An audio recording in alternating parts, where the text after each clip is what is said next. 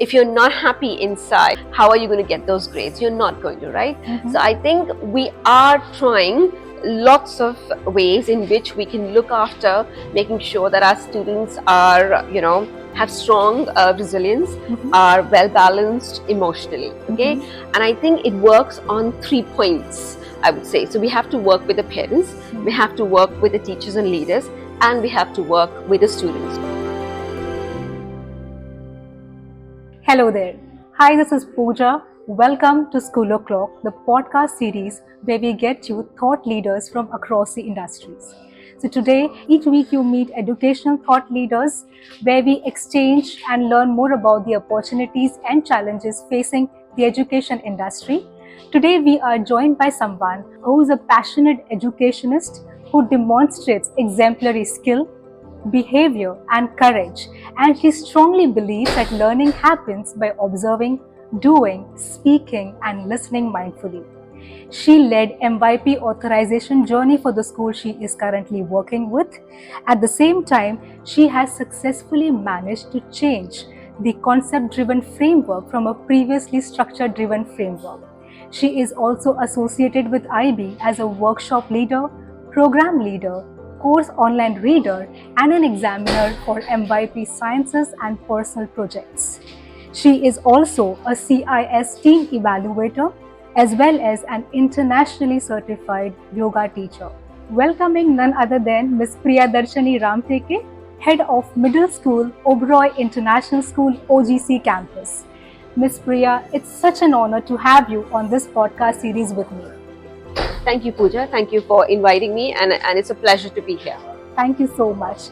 So yes, I believe this is your 13th year with Oberoi International School. Yes, it is my 13th year, and it's been an absolutely fascinating journey of personal as well as professional growth. Absolutely. So I absolutely love the school. It's got a great energy. It's got a great buzz about it. We're always learning. We're always exploring, and I think that is what school should be about. Absolutely. There is no doubt about the remarkable experience and journey that you have been receiving at Oberoi International School. Yeah. So great. I am equally excited as my listener. So without further ado, let's get started. Sure. Ms. Priya, the 21st century classroom recognizes that tomorrow's jobs don't exist yet. In today's world, we require a multi-dimensional approach and skill-based curriculum in action. Curriculum that focuses on creativity and collaborative approach. As an extension to this, what according to you are the 21st century skills that students need today to become a generation of world changers, and how is your school supporting this? That's a great question, Pooja, and I think you've hit the nail on the head when you say skills really are needed in the 21st century and for a future that we don't know about yet. So I've been doing a lot of reading in this context, and I think I've come across the World Education Forum's report, and they've identified 8 large group of skills that we should build as educator in our children, and they're global citizenship skills, innovation and creativity skills, technology skills, interpersonal skills, personalized learning and self-paced learning skills, accessible and inclusive learning for all, problem-based and collaborative learning skills, as well as lifelong and student-driven learning skills. So let me just explain what I mean by each of those. As you rightly said, we are getting the kids ready for a future that we don't know what it'll bring. Okay, artificial intelligence is evolving at a very fast and furious rate. So I think kids will be ready for a job market, that will only last for maybe 5 years. In the next 5 or 10 years, they'll have to adapt and change themselves immediately and creatively. Okay, so they have to have agility, they have to have adaptability. Now, in order for them to be agile and in order for them to be adaptable to the changing circumstances, I think the most critical skill they need to develop is, how do I reflect on myself? Okay, what am I good at? What am I bad at? What is the world needing right now? And how do I equip myself with those skills? So essentially, becoming agile, flexible, adaptable, self-paced learning, self-driven learning. And I think those skills are really, really crucial.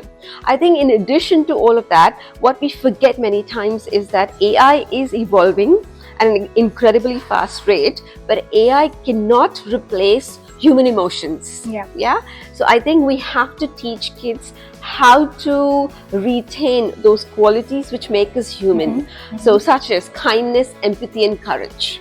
Okay, because I think in an increasingly complex and selfish world, unfortunately, we need to be creating citizens of tomorrow that are selfless, that are driven by the greater common good, and that do things for the benefit of not just themselves, but for the greater society and the greater community. I think those essentially are the skills that we need to build in our kids. I think how to be a good human being tops my list of things to do. Sure. In addition to the traditional skills that kids have, it is equally important to also have 21st century skills. And skills such as communication, collaborations, problem solving. So would like to know, how is Oberoi International School developing these skills among students? So can you share a couple of real world projects that you are actually giving to your students that help them or prepare them to be ready for the workforce, and basically to develop these 21st century skills, which is the need of the hour? Yeah. So again, I think there are a lot of projects that we do because we're a 3-program IB school. We do things that come with the program anyway, but there are also inbuilt things within the OIS community and the culture of the school that we do anyway. So say for example, I'll give you examples of when we are having our units of inquiry or our lessons in class. Teachers plan lessons that are based on practical real life experiences or real life application of skills. For example, I'll give you an example of a grade 6 maths unit. The grade 6 maths unit was on fractions and decimals and percentages. So children learned all the basic numeracy involved with fractions, decimals, and percentages. And then as a part of assessing the students, to find out, do the kids really know anything about fractions or decimals or percentages? What the teachers did was they asked the students to plan for a maths carnival. Okay. So essentially what the maths carnival involved is each student set up a stall on products they would sell. So there were products from, like books to cookies to cakes to things that kids had made like earrings and jewelry and bookmarks. So it was a huge maths carnival, and we invited our community to participate in the maths carnival, and it was up to the students to sell their products, persuade the clients to buy their products and offer discounts. So they used like 10% off or 15% off or 30% off. So they not only used the numeracy skills that they had learned in the unit, but imagine communicating with adults and persuading and negotiating with them to get them to convince them to buy their products. So that was a great example of a real life application of what you've learned, transfer it and immediately see what's happening with it. So that was great. And I think it taught this, of course it reinforced the numeracy skills, but if you look beyond the numeracy skills, it reinforced their collaboration, because they couldn't work in isolation. They had to work with a partner, decide with a partner what's surprising, what's the tagline for their stall. Okay, when parents came and other adults came, they had to communicate with them respectfully, but at the same time negotiate and stick to their point. So they had to be assertive without being disrespectful. So there was that skill, plus then managing all of that, like after the sales, how much profit did I make? What percentage of profit did I make? Okay. And I think the most important crucial thing in the project was that I'm not going to keep the profit for myself. I'm going to give away the profit to an NGO or to the support staff in the school, maybe buy gifts for them for Diwali. So that was the outcome of the project. So you can see from start to finish, students are collaborating, they're communicating, they're thinking not just about themselves, but beyond themselves, and transferring the mathematical knowledge of fractions, decimals, percentages into real life sales. Absolutely. Fantastic. I mean, so I could go on and on, but I think that example suffices. So in case if you have more examples, we would love to know more about it. Sure. So I have another example. As you know, design is a subject that we teach, and science is also a subject that we teach in middle school and across the school in secondary school. And design itself, the whole process of design is based on meeting a client's need. So essentially what the students do is they pick a real life problem, say for example, they're working with children who have learning needs, right? So then they will survey, they will research what is it that a child with learning needs requires or needs for support in the classroom. So they will take that problem, they will research solutions to tackle that problem, and they will build either a real life product or a prototype to solve that problem. Correct. So one fantastic example that I can give that one of our 9th grade students did was they built like a musical composition piece, a musical box for students who had ADHD. So the musical box actually, when the kids got agitated, the ADHD kids got sort of distracted or agitated, the musical box played a piece that was calming. Wow. You know, so these are the kind of projects that students do in our school, and that is just one tiny example. Like I said, I could go on forever and we could be here all day if I gave you lots and lots of examples. Schools today are ensuring that their students are well-rounded individuals, be it academic or non-academic challenges. For this, schools are really trying their level best to create an environment which is supportive, at the same time nurturing. So I want to understand, how is your school balancing this academic achievement at the same time providing an opportunity to students to develop their socio-emotional skills and build character? So I think, you know, particularly in the post-pandemic world, we realize that socio-emotional well-being on all fronts, not just for students, but for teachers, leadership, parents, when community is like at the forefront of, you know, getting good grades. If you're not happy inside, how the hell are you going to study hard? How are you going to get those grades? You're not going to, right? So I think we are trying lots of ways in which we can look after making sure that our students are, you know, have strong resilience, are well balanced emotionally. And I think it works on 3 points, I would say. So we have to work with the parents, we have to work with the teachers and leaders, and we have to work with the students. So if any of those points is weak, then we don't become a strong community, so we can't then look after the well-being of all our students. And I think our mantra at OIS has always been that we are stronger together. So that is our belief, that the more we talk to each other, the more transparent we are with each other, the more we explain to each other what we're doing, why we're doing, and how we're doing it, the better partnership there is. So we've been running a series of sessions for parents. We obviously do teacher training as well, and then obviously we work with the students as well. But I want to talk a little bit about the parent piece, because I feel that parents play a crucial role in helping us in supporting students to become well-rounded individuals. So I started a series of building parent partnerships for effective schools sessions at Oberoi. And we did like a series of sessions on, you know, what do I do? How do I balance the change or manage the change from primary school to secondary school? Because that's a huge shift for our children. And that can cause a lot of negative reaction if not handled well. How do I manage adolescents, for example? How do I support my students in using social media positively? How do I, you know, make best use of Instagram? Right? You don't have to say no to Instagram. You don't have to say no to Facebook. You just need to teach kids how to use it constructively and positively. So there were a series of sessions, and I think the one particular session that I would like to talk about is we did a session on VUCA parenting. Now you must have heard of the acronym VUCA. VUCA actually stands for volatile, uncertain, complex, and ambiguous world. We changed that around.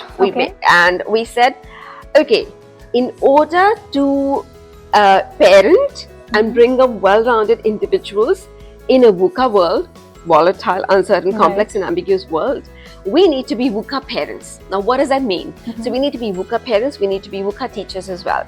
So we need to be teachers who are very clear on our moral values. We need to be understanding, we need to be clear. It's fine to say no to children, you know, because you're the adult. Say no to children if they want to do something wrong. And it's also equally important to be agile, because that's what the world needs today, agility. So I'll explain that a little bit. So I gave a little diagnostic to the parents and I said, you know, values. What are your values as a family?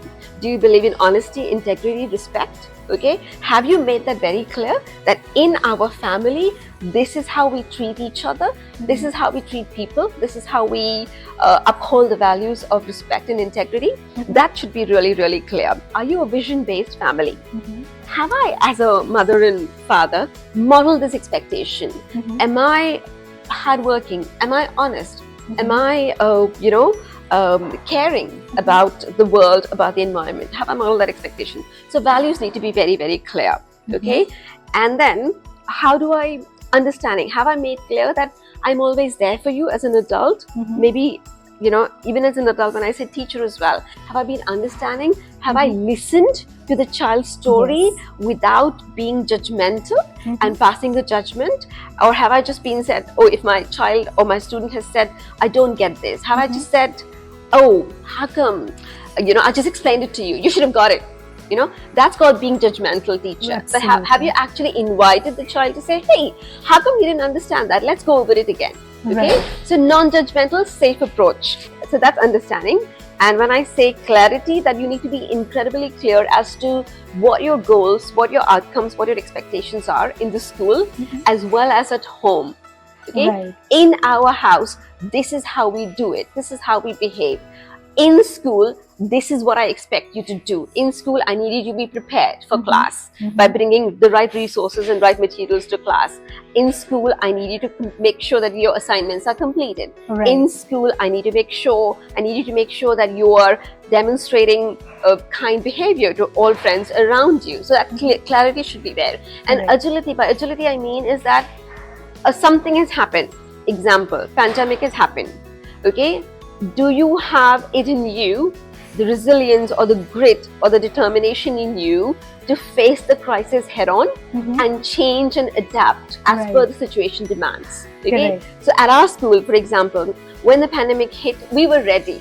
We were ready for online learning and we ran our school very, very successfully for online learning. So that's the example of agility that I was trying to give. Absolutely. So that is the bit that we've done with parents and similar training in workshops we do with teachers because I think we care about our teachers. When you care about the teachers then are passionate about the work they do with the kids and vice versa, right? And I think the students are at the center of what we do. There are a lot of opportunities for students to, convey what they're feeling. There are a lot of opportunities for students to participate in the learning. There's a lot of student agency and student voice.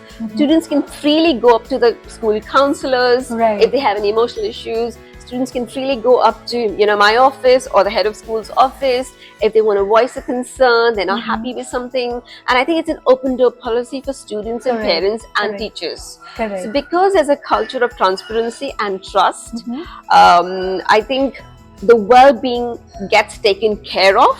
But I think intentionally we do that through workshops, parent awareness sessions, and topics with students based on resilience, grit, problem solving, self-reflection, etc. Correct. Thank you so much for that answer. Absolutely. The moment we talk about social emotional skills, the first thing that comes to our mind is it starts from your play, from your home. Okay, and the OIS is doing a great job by organizing a series of workshops, by getting parents involved in these workshop series, because this is a place where it starts. Great, thank you so much for that answer. And since we're talking more about the 21st century skills, Miss Priya, I strongly believe that innovation too is a 21st century skill. Absolutely. And a culture of innovation in school encourages students to take risks, to try new things. And I also believe that it actually make them more entrepreneurial in nature and think out of the box. So can you share a few examples of how your school is creating this culture of innovation in your school? At the same time, how are you giving an opportunity of freedom to your students to work on projects that takes them out of their comfort zone? So I think I already shared a lot of examples before, but I'm just going to sort of maybe share some different examples. So I think we have something called as an after-school program. Okay. Now, usually, typically, what you'll find in schools is the after-school program is run by teachers or run by external providers based on sports or other, other hobbies or passion projects that these people have, right? But in our school, we provide opportunities for students to start their own clubs. Okay. So we have a student who's incredibly passionate about Rubik's Cube. There's another student who's incredibly passionate about chess. Okay, there's another student who's very passionate about Bollywood dancing. Okay. So what these students have done is they've started their own clubs, and they've invited students and teachers to participate in these clubs, and they're running very successfully. So the students are not only sort of balancing their academics, but they're also pursuing their passion. Okay, so that's a very good example of how we are encouraging students to be themselves and to pursue their passion. In addition to that, if a student is a sports enthusiast, say a football player or a tennis player or a rhythmic gymnast, we make special intervention plans for them so that they can go and participate in competitions and pursue their passion projects, and we can sort of support them remotely while they're doing that. So the academics is not suffered, but it's also not that they're losing on their passion projects. So that's another example. And I think also I would like to point out that because we are an international school, our school also participated in something called as the MYP Innovators Grant, which has now become the Global Youth Action Award. And our students, 7 out of the 21 students that were selected for the MYP Innovators Award were from OIS. Wow, congratulations. They were from our school. Wow. And this was, I forget the year, I think it was 2020 when the students were in grade 10. And they started their own projects through their personal journeys in grade 10, through the personal project in grade 10. So they had projects such as, you know, helping the community through waste paper recycling, creating a group on Instagram that educated teenagers about politics in their teen language. So there were like some really, really fantastic projects. There was a football club that was meant for girls because their objective was, you know how football is a very male-dominated sport. They wanted more girls to play football, so they started a club called Strike. That got a lot of recognition through the awards. So multiple examples again. So we do provide opportunities for students. So like I said before, it's an open door policy. If a student has a great idea, they're welcome to come to my office, share the idea with me, plan for it, and run the project. There's no restriction. Right. So yes, I completely agree with Priya. Like there is a list of activities and initiatives that the school is doing. I think so. This podcast is very limited time zone. We cannot cover all the initiatives, but such a nice thing to have this open door policy where before even trying, or you just have a thought, you just enter. I won't say enter the cabin because it's always open. So just meet your head of school, meet your head of middle school or head of primary school or teachers. Just give out your ideas, and it's very well appreciated. And somewhere I can also understand if that idea needs some input to make it or to take it to a different level altogether. So that input is also coming from your teachers. So such a nice and supportive environment. Which I had such environment when I was in my school. So what you said, Pooja, reminded me also, we do coach and mentor students, but it's not just the teachers who coach. So sometimes there are high school students. Say my middle school students want to do a project and maybe a teacher's not free. So there may be an 11th grader or a 12th grader who will take the child under their wings and coach and mentor them. So that's also a possibility. And then we have a student leadership body called the Student Council who sort of have a pulse of what's going on in the student body and what is it that they want to achieve. So that is also a good eyes and ears for us in terms of what is our student body passionate about, what do they want to do in the future. So that's also another element I would add to Absolutely. And it's also motivating to your seniors, they also feel like, okay, we are the mentor, we are the advisor, we have students, and they feel like these are my buddies, and whatever advice I'm going to give them, I'll ensure it's the right advice. So great. I think so the podcast, I'm really feeling bad that we have to cut it short, but this brings us to the last question of the day. Since we have been discussing more about the skills and which is the need of the hour when we talk about preparing students to be ready for the real job, the real workspace. And it has been observed that a few schools prepare students only for colleges or high school or universities. Very few actually focuses and prepares them for the real workforce. True. And that's why when I go out and meet corporates, they always have this one complaint that we don't have the right person or the right candidate who has this 21st century skills.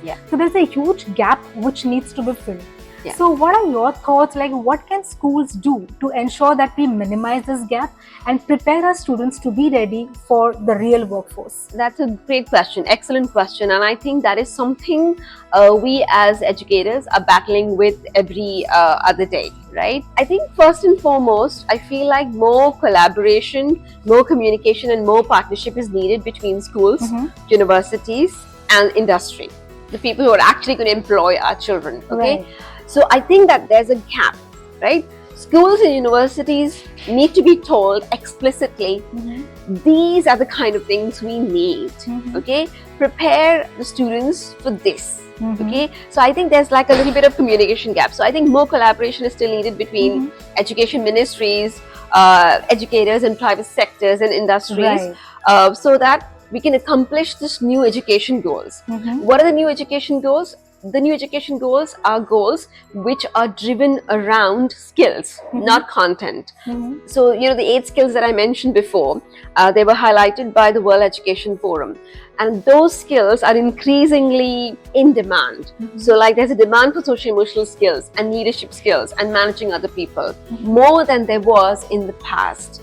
And I think any research, any survey that you conduct today will highlight that we need to create a curriculum, we need to create a schooling structure which thrives on skills, which thrives on real life experiences and application of those skills and transfer of that learning. Okay? Yes, foundational literacy and numeracy content is absolutely critical. But I think what we need is what you said before, communication, collaboration, how do I manage my emotions and how do I manage people around me. I think that's really important.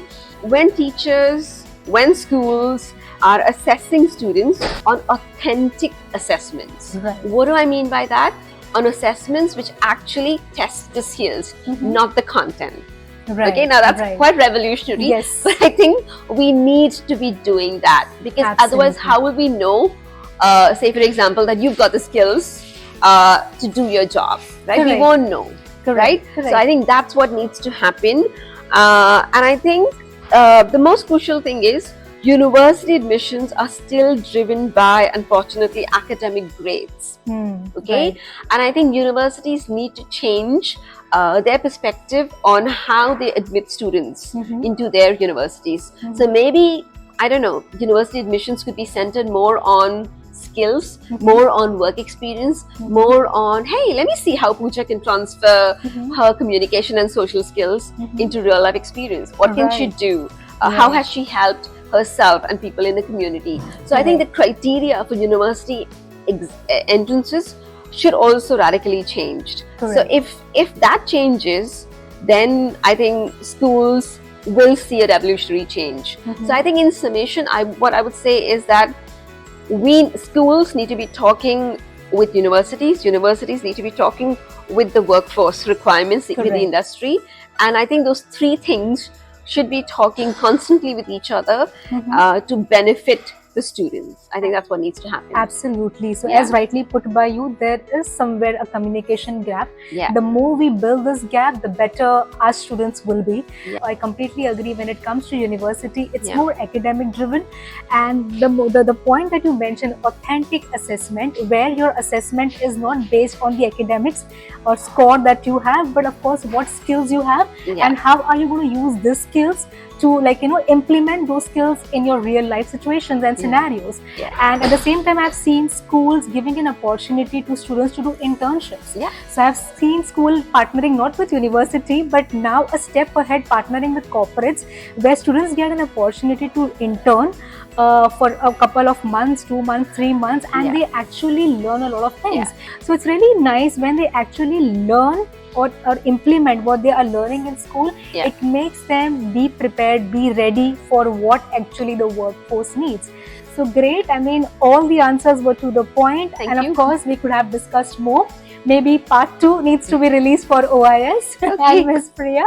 So yes, thank you so much, Miss Priya, for giving your valuable time and coming on this podcast show with me. Yeah, thank you, Pooja. I've really enjoyed interacting with you, and you had some great thought-provoking questions, which made me really think about the true purpose and value of education. So thank you. Thank you so much. And to you listeners, thank you so much for listening to this podcast. We request you to show some love and support by sharing your reviews and thoughts in the comment section below. Till then, you can just give me a week's time when I get to yet another educational thought leader. Thank you.